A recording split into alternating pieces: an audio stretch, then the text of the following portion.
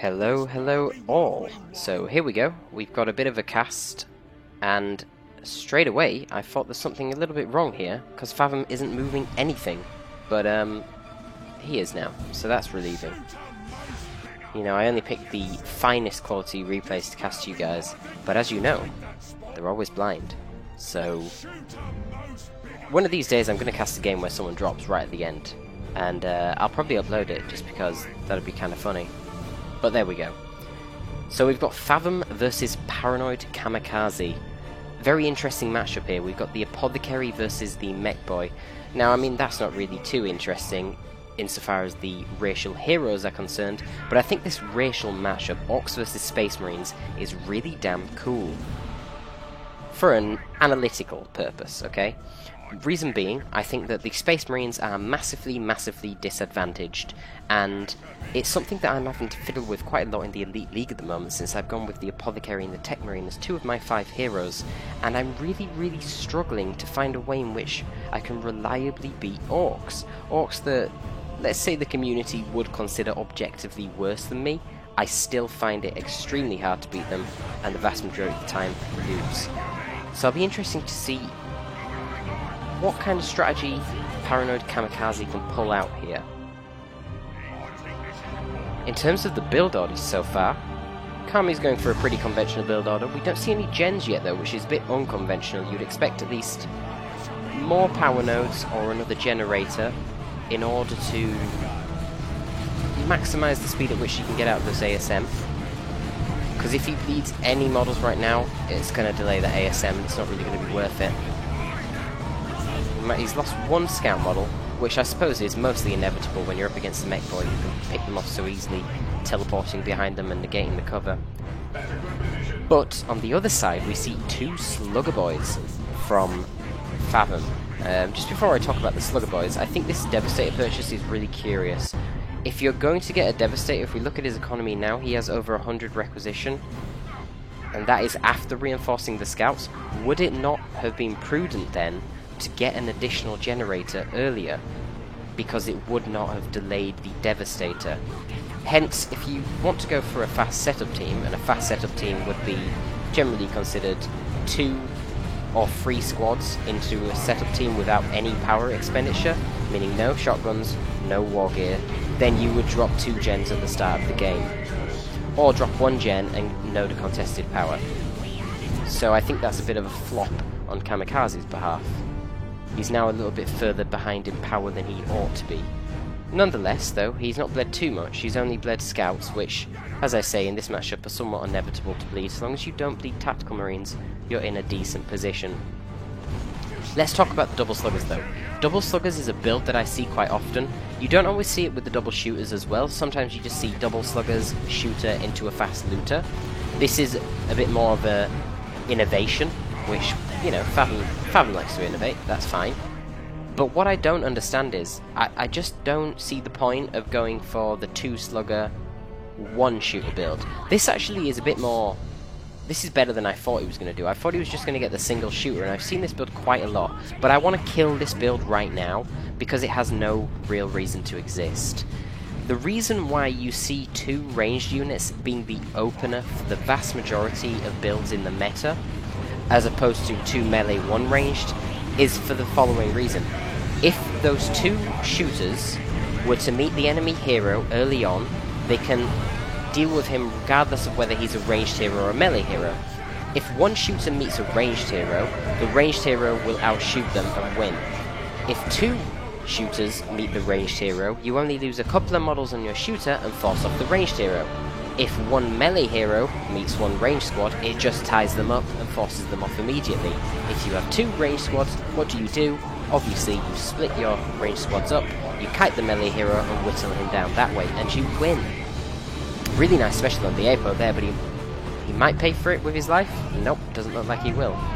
Therefore, going back to the shooter thing, this is why we see this along the meta so often, the double ranged units. If you get 1 ranged unit, you're going to lose the enemy commander. So if you all in on that and go 2 ranged units, you always beat the enemy commander. That's a huge difference for only 1 squad in terms of investment. Because look at it from the side of melee units, 1 Hormigaunt gets thrashed by the Warboss. 2 Hormigaunts get thrashed by the Warboss. 3 Hormigaunts will struggle to kill a Warboss. So it's much more investment on the melee end. Now the disadvantage of Fathom's build here, Kamikaze is going to tier 2 far sooner. Because Fathom has invested massively in a far more power heavy tier 1 with the shooter knob, the looters, the burners. Does he have 2 burners?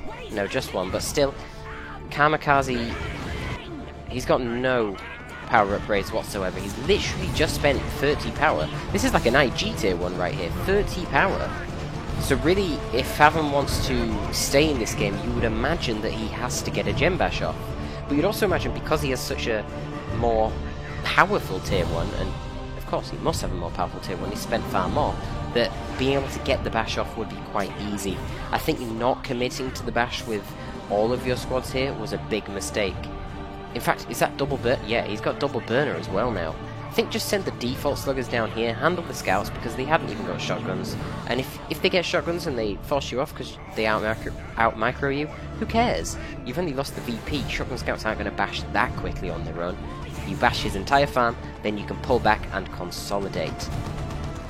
Devastator's doing a really nice position down here to hold that natural VP. In fact, looking at the VPs, in spite of going for a far lighter tier 1, Paranoid really hasn't bled many VPs. In fact, he's ahead in VPs, which, quite frankly, should not be happening. This is a very atypical example of this matchup. One more thing I forgot to say on the double shooters, because I'm really fucking adamant to drill that into everyone's head, because I'm sick of seeing it. If you have 1 shooter and you encounter an enemy Devastator squad or similar setup team, what can you do? Nothing. If you have 2, you can split up on either side. One of them can use aiming war stat, and then the other one can flank around and get into melee, or just force them off. And if they're out of cover, the enemy setup team, you don't even need to waste the red on the aiming war stat. You just split up and keep moving one squad out while the other one is shooting, and the enemy setup team will be doomed. So once again, you've got that instance where one shooter boy is doing 0%, it is losing, it has to retreat. For the investment of 1 more squad, not 2 more squads, just 1 more squad, it goes from losing to winning. Massive difference. My god, look at this float by Kamikaze. How does he even have so much requisition? I'm not sure. But he does. I mean, he's obviously not been bleeding very much, which is fantastic, though he needs to get these out of there. That was a bit of bleed for him. I really think that as a Space Marine player, there's a massive benefit to not getting those Scout Sergeants. I think the Scout Sergeant meta is something that I'm not sure where it came from. I think the idea is that Scouts bleeding messes up your economy, so you get the Sergeant and it lowers the amount of bleed and therefore is good. That's true, but I feel like if you're a high level player, you're not going to be bleeding many scouts in the first place, and therefore that advantage is far smaller. And you've got to remember, you're paying an additional 33% upkeep on that scout squad whilst you have the Scout Sergeant.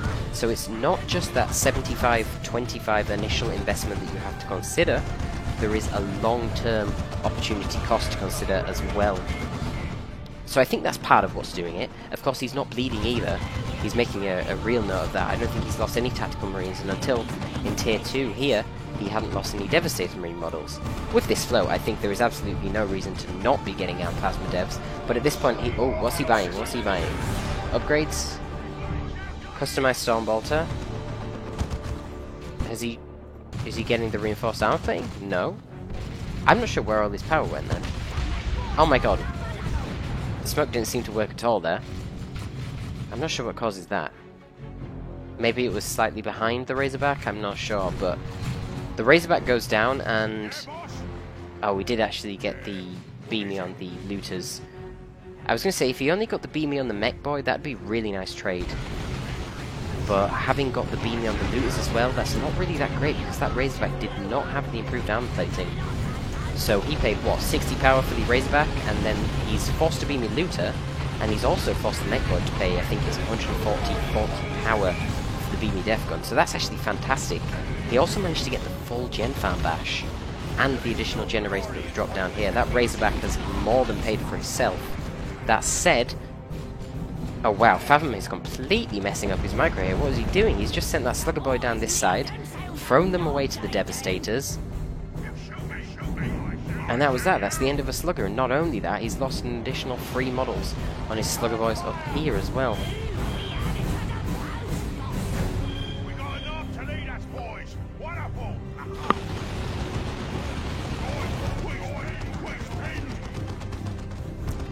So the Devastators are doing a good job being used very defensively, transitioning between protecting the natural VP here, moving up this way, protecting the gen farm. I think that's really good usage of the Devastators in this map. You have to be really careful if you move up to here or so. If enemies come down the center and start flanking, it's very easy, especially as an Orc, to get into the retreat path and wipe out the Devastators in a map like this. We do see a fairly committed push here, but because of the fact that that Beamy Looter is a Beamy Looter and he hasn't got the double looters, he's finding it really difficult. He does manage to force off the Tactical Marines, which is kind of huge, and the Scouts do not have any upgrades, which means they're not really contributing much at all to this engagement. So he is going to finally get the bash. Unfortunately, I don't know if he's noticed that the extra gens have been dropped here, and of course, Paranoid is just going for a tier 3 fast tech, which, to be honest, is kind of mental. But it seems like it's going to work because Fathom is being very passive. He's not pushing down and finishing off the final generator, which is crazy. He's got the big shooters. Just use aiming what's down, the Devastators, to suppress them, and then get the looters in position and finish it. Is that must be a Tactical Marine drop rod, right? I'm surprised he used that. I thought he was going to be going for Terminators. I think Terminators would be by far the best option here. The looters can't do anything whatsoever to the Terminators, and the knock on the shooters. And surely you don't want to go for a Predator when you already know that he has a Beamy Looter and he bought the Beamy Death Gun on the Mech Boy. I find that a very curious purchase there, Kami. Because of course now he doesn't have the red to drop in Terminators. Terminators being 350 red.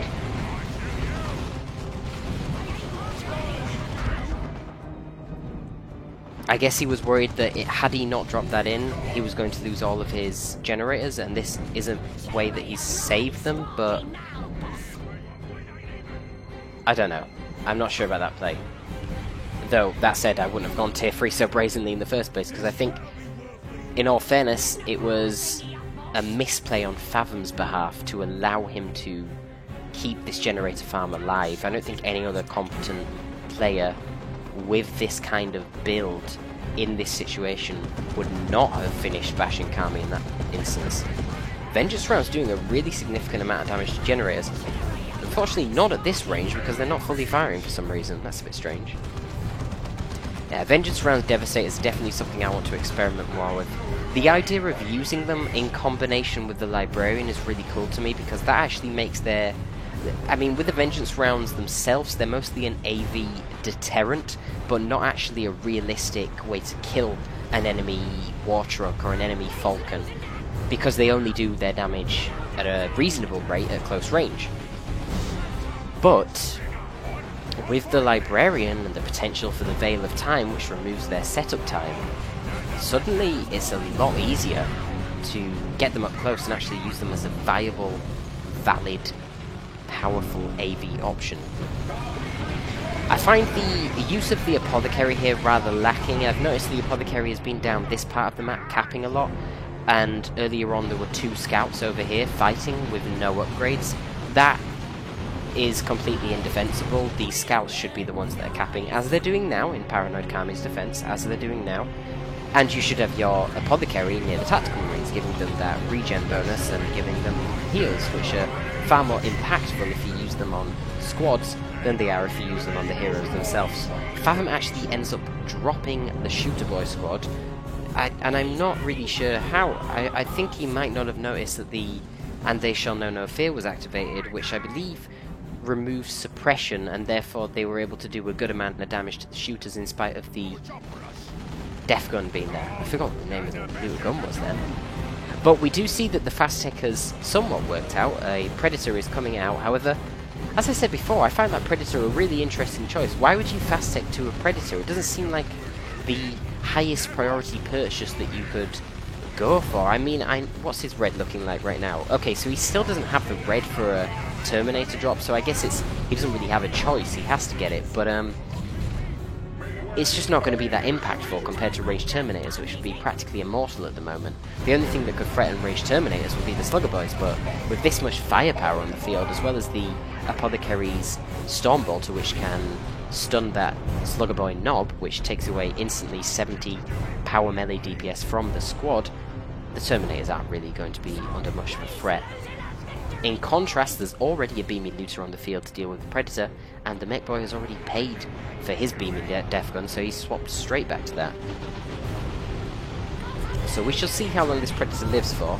Fathom has managed, with his additional army, to protect his gem farm, and that has meant that he has now got to tier 3 himself. So there is a short time window here where it is absolutely mandatory for Paranoid to finish off the gen farm and take over this game and start to get a lead for himself. Though whether or not he will do so remains to be seen. He should have ample time to do it. There's not really anything on the field to stop him at the moment, and the beaming looter is quite far away, so if that Predator just moves up to the front, there is going to be absolutely enough to contest it. Though we do see that a Nob squad is on the way, which with the support of the Mech Boy, he's already got that battery pack and potentially war gear such as the Super Tough Beam or the Mega Rumbler. That Nob squad could definitely put in a lot of work. If they could perhaps go down the centre and flank with a Mega Rumbler to stun the tank and get rid of these tactical marines, that could be an ideal way to force off or even wipe that Predator. Scouts going for the decap, but they're not going to manage it. In fact, they might risk dying here. Fortunately, the Devastator gets there in the nick of time and manages to deter these shooter boys.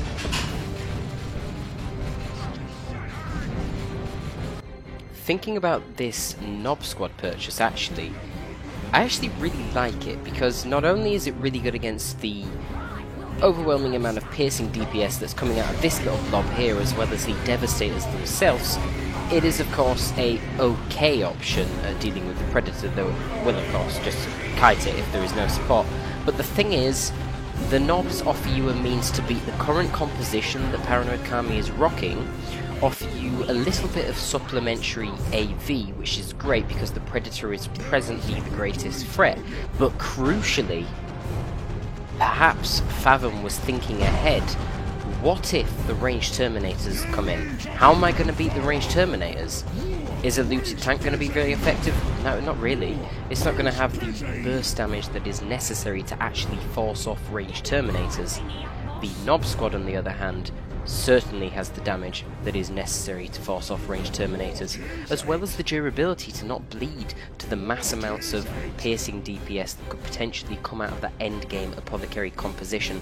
One thing that must be said about the Apothecary, no matter how weak we consider him within the 1v1 meta, and trust me, we consider him pretty damn weak, probably the weakest hero in the damn game, he does have an amazing late game composition. The combination of the ranged Terminators with the Apothecary nearby, making their regen even stronger than it already is, and it's really strong to start with, plus a Predator, is so hard to beat.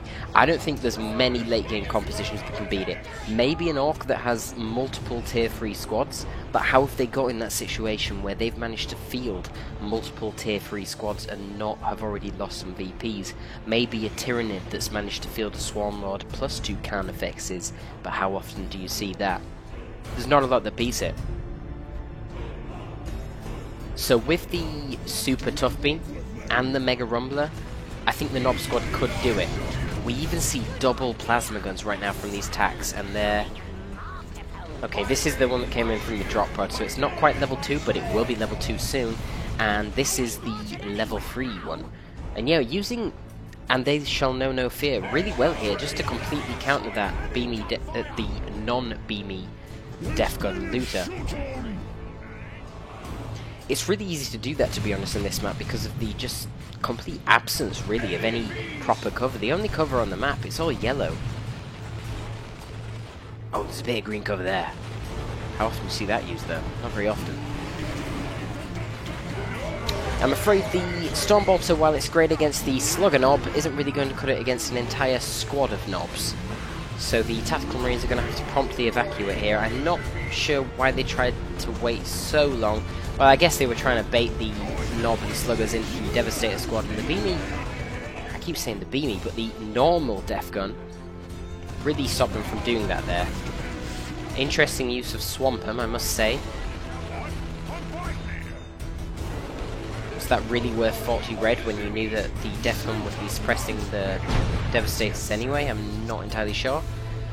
So well, really Fathom, there's no need to just retreat out the entirety of both squads just because the Predator got a few autocannon shots off. Like, sure, your Sluggers and your Nob aren't going to do anything to the Predator, but the Predator's not going to just instantly annihilate you in spite of its name. I noticed he's done that a couple of times, and he definitely needs to work on that. There was an instance earlier when I think it was the Def Gun Looters and 2 Shooter Boys that were flanked by the Razorback, and a default tac squad was making its way over. And as soon as the Razorback got behind the Shooter Boys, both the Shooters and the Looters just instantly mass retreated. And I was just like, mate, your farm is at serious peril here, and this could completely deny any ability that you have to make a comeback, and it's what frankly has kept Kami in the game by allowing Fathom to get to tier 3 in the first place.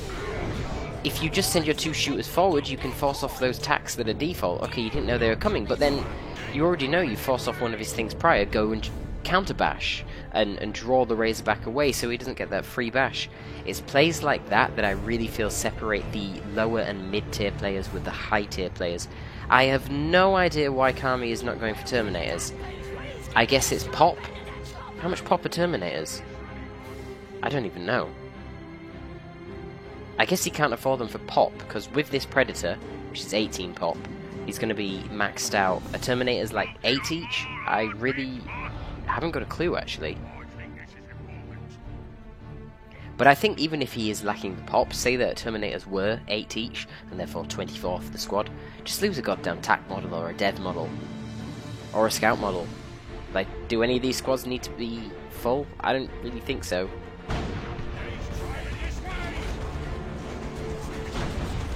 Like, look at the damage that the Slugger's taking. It's taking barely anything, man. You don't need to instantly retreat your shit from that level of damage. The value of the Predator is its speed. It can slowly chip away at your units over time while running away and kiting you. But its actual raw damage in the first place is really not that hot. Okay, well the Nob squad are making the right decision here. They're tanking loads of fire and going after the Tactical Space Marines that have not activated them. They shall know no fear. Now they are. Why? Fathom killed the Apothecary. You know, it's the basic principle of fighting the Apothecary right from the get-go that you focus down the Apothecary before you do any of the other units that he has with him. Man, these Predators now are just running completely amok, and the Devastators up here have took out the Def Gun Looters. The Beamy Looters are completely in the wrong position and having to retreat, and that's the end of that. Fathom actually concedes at this point. A lot of really sloppy plays. I think that the crucial thing in this game was early on, you went for such a massive tier 1 Fathom, yet you were unable to secure the full generator bash, and you did really well. You pushed up quite far, you got a couple of generators in the node, but you just rebuilt them and you didn't finish the job. And there was only a Devastator stopping you when you had 2 shooters and a looter. Just really passive play. And then, like I said, a little bit too much panic retreating. Instances up here where you had the double shooters and the looter and the Razorback come, and that's it, everything retreated. Completely unnecessary. Consider where are his squads at the moment. You notice there were a couple down here. In that instance, I believe, just prior to that Razorback coming up here, you forced off the Devastator, so you knew there was unlikely to be too much resistance down here. Why not just move the Shooter Boys forward and go for the counter bash? He has 2 options then. He can move the Razorback down if he thinks that defending his own power is more important than bashing yours, in which case that's a win for you, because you're only going to suffer a little bit of requisition bleed on the Shooter Boys, but you're going to stop yourself from getting bashed, so that by the time the Razorback comes back over, you already have your Beamy Looter in position, preferably infiltrated, along with the Beamy Mech Boy, and you can probably ambush that Razorback and just kill it right off there and then. And if he doesn't choose to do that, and he chooses to just bash your generators, well then you counter-bashed him, so you're still in a better position than what you were in. By choosing to mass retreat there, you save yourself perhaps 100 requisition at best from 4 or so shooter boy models, but you lost 425 worth of requisition from your generator farm here, and as well as foregoing the possibility of killing the Razorback in the ambush when it comes back to finish the counterbash, if Paranoid Kami chooses for it to do that. So I think those are the two crucial elements in this game that messed it up. Of course, there was a general sense of mismicroing that's always going to be there, but micro is something that we improve with time. I always say it on the live streams for Elite League recently. I myself, that is Torpid, I'm not a skill-based player. I've only played 24 hours of Dawn of War this 2-week period that the Elite League's been going on, yet I've still not lost a series in the Elite League. I'm not playing super frequently, and the guys I'm up against are. I win based on knowledge, so you can make all these little micro mishaps, and that's fine. I think you could have done all the little micro mistakes that you've done in this game, Fathom, and nonetheless you could have won with sound strategy. So analyze these replays. I know you're a very analytical person and you like to do in-depth intellectual investigation. Investigate why you lost this game, because I'd love to see you develop as a player and come back for Elite League Season 5 and get top 10, make the playoffs. Definitely have it in you. Definitely have it in you. But there you go, guys, this is the end of this cast. There is actually going to be another game between Fathom and Paranoid Kami coming up, and I'm going to have that for next week's cast. But as for this one, that is all. Thank you for watching. Torpid, out.